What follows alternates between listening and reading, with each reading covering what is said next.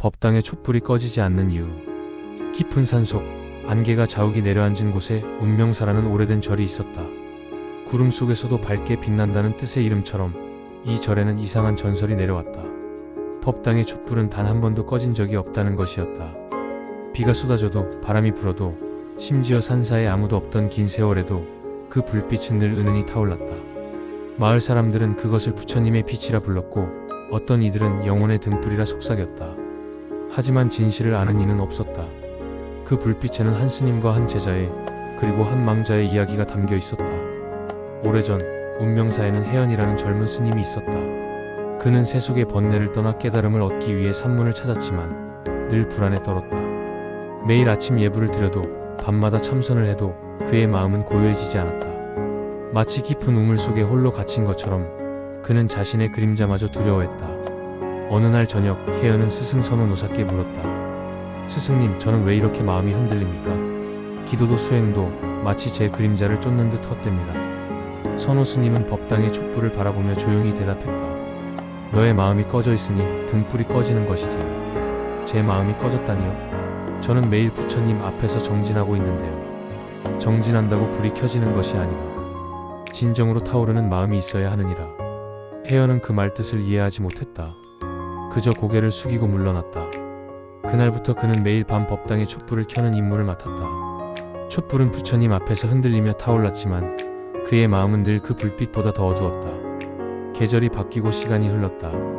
혜연은 점점 더 자신을 탓하기 시작했다. 다른 스님들은 평온한 얼굴로 연불을 외우는데 자신만 여전히 번뇌에 휩싸여 있었다. 밤마다 그는 법당에 홀로 앉아 촛불을 바라보며 중얼거렸다. 부처님, 왜 저에게는 평온이 오지 않습니까? 제가 지은 업이 그토록 무거운 것입니까? 어느 해 늦가을 폭풍우가 산을 덮쳤다. 천둥이 치고 바람이 절의 지붕을 날려버릴 듯 했다. 혜연은 급히 법당으로 달려갔다. 촛불이 꺼질까 두려워 두 손으로 등불을 감쌌다. 비바람이 창문 틈으로 파고들어 불꽃을 휘몰아쳤다. 그는 필사적으로 손으로 바람을 막았다. 그러나 순간 번개가 떨어져 법당 옆 기둥 하나가 무너졌다. 그 충격에 혜연의 손이 떨렸고 촛불이 넘어져 불씨가 사라졌다. 연기만이 가늘게 피어올랐다. 아니, 꺼졌다. 부처님의 등불이. 그는 절망했다. 스승이 그토록 강조하던 등불을 자신이 꺼뜨렸다는 죄책감이 그를 삼켰다. 폭풍우는 계속되었지만 혜연은 그 자리에 무릎을 꿇은 채 움직이지 못했다. 눈물이 흘러내렸고 그 눈물은 식어버린 촛농 위로 떨어졌다. 나는 어리석구나. 마음의 불도 지키지 못한 자가 어찌 부처님의 등불을 지키랴. 그날 밤 폭풍이 잦아든 뒤 혜연은 법당 뒤의 연못가로 걸어갔다. 달빛이 구름 사이로 비쳤고 연못 위에는 그의 그림자가 흔들리며 비쳤다. 그는 오랫동안 자신의 그림자를 바라보았다. 스승님, 용서하십시오. 저는 결국 등불을 지키지 못했습니다. 그는 연못을 향해 마지막 절을 올렸다. 그리고 조용히 몸을 던졌다. 물결이 일었다가 이내 고요해졌다. 달빛만이 수면 위를 떠돌았다. 다음날 아침, 선호 스님은 제자의 옷자락이 연못 위에 떠있는 것을 발견했다. 스님들이 연못으로 뛰어들어 혜연을 끌어올렸을 때 그의 얼굴은 마치 잠든 듯 평온했다. 선호 스님은 제자의 차가운 손을 잡고 오랫동안 말이 없었다. 혜연아, 내가 찾던 평온이 이런 것이었느냐. 장례를 치른 뒤 선호 스님은 매일 법당의 등불 앞에 앉았다. 아침이면 기도하고 밤이면 등불을 닦았다. 다른 스님들이 물었다. 스승님, 왜 그리 오래 등불을 지키십니까? 저 불빛은 한 청년의 마음이요.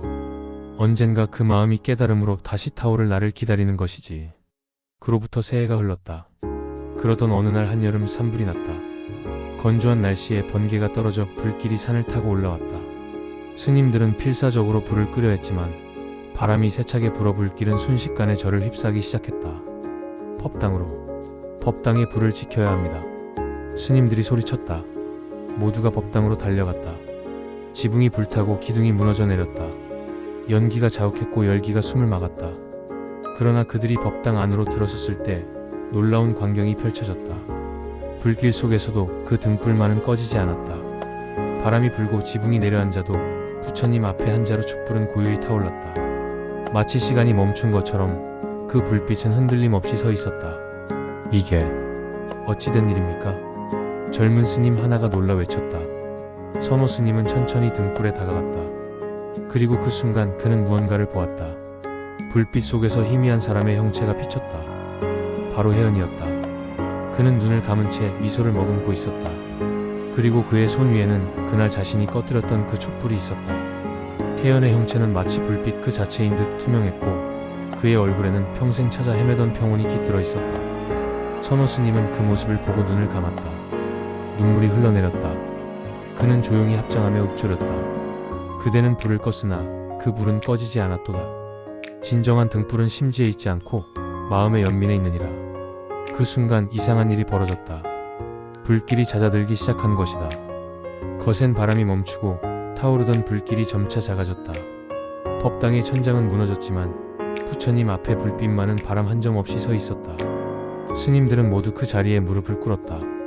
누군가 울음을 터뜨렸고 누군가는 합장한 채 떨고 있었다.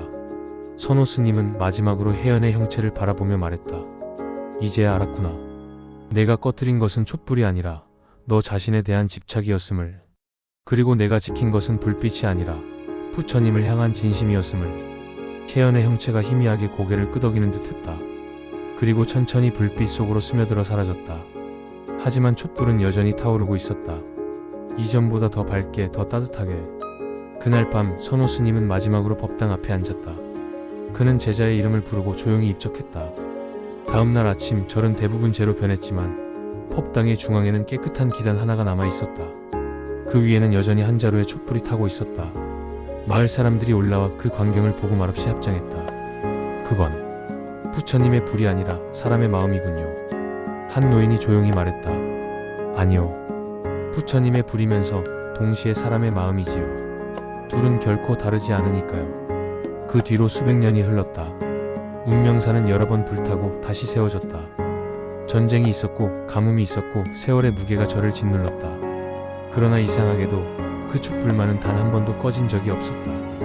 풍경이 울면 불빛이 흔들리고 새벽 안개가 내리면 불빛이 숨을 고르는 듯 떨었지만 결코 사라지지 않았다. 사람들은 그 불을 신비로워했고 어떤 이들은 과학적 설명을 찾으려 했다. 하지만 아무도 그 이유를 밝혀내지 못했다. 오직 이 절의 스님들만이 알고 있었다. 그 불빛은 단순한 촛불이 아니라는 것을. 그것은 한 청년의 회한이자 깨달음이며 한 스승의 자비이자 가르침이라는 것을. 그리고 무엇보다 그것은 모든 중생의 마음속에 있는 불성의 상징이라는 것을. 세월이 흘러 현대에 이르렀다. 운명사는 여전히 깊은 산속에 자리하고 있었고 그 법당의 촛불도 여전히 타오르고 있었다. 어느 날 한 젊은이가 저를 찾아왔다.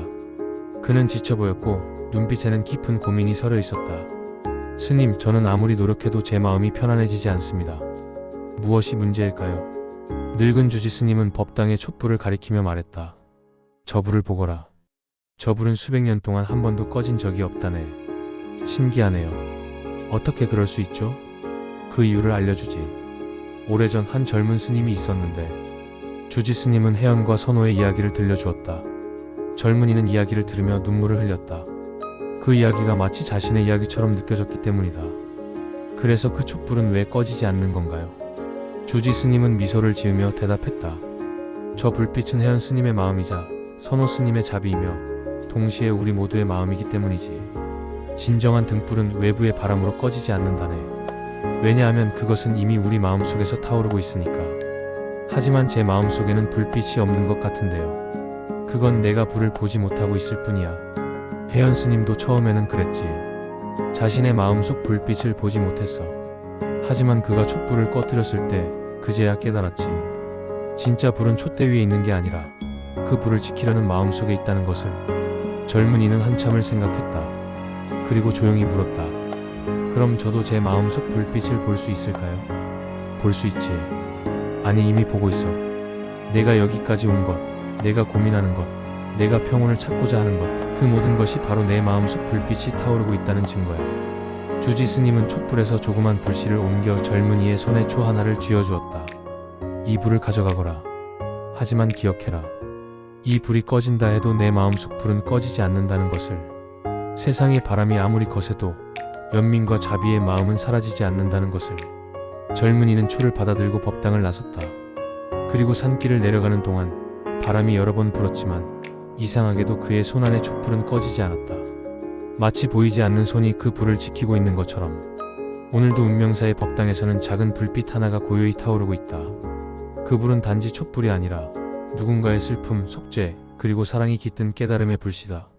그리고 바람이 불 때마다 그 불빛은 마치 이렇게 속삭이는 듯하다.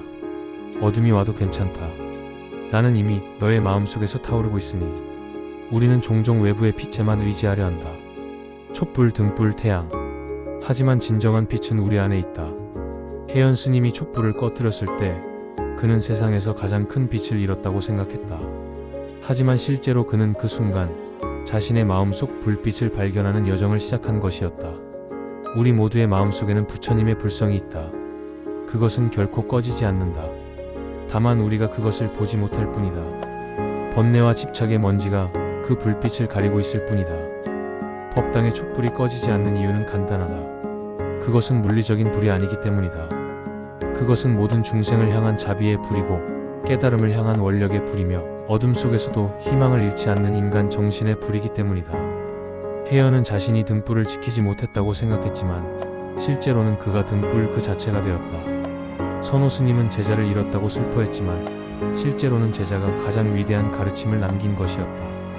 이 이야기는 우리에게 묻는다. 당신의 마음속 촛불은 타오르고 있는가? 세상의 바람에 흔들리더라도 그 불빛을 지킬 수 있는가? 답은 이미 당신 안에 있다. 지금 이 순간에도 당신의 마음속 어딘가에서 작은 불꽃이 타오르고 있다.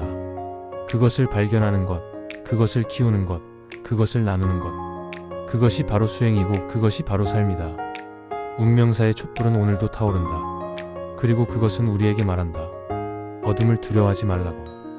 왜냐하면 우리 모두는 이미 빛이기 때문이라고.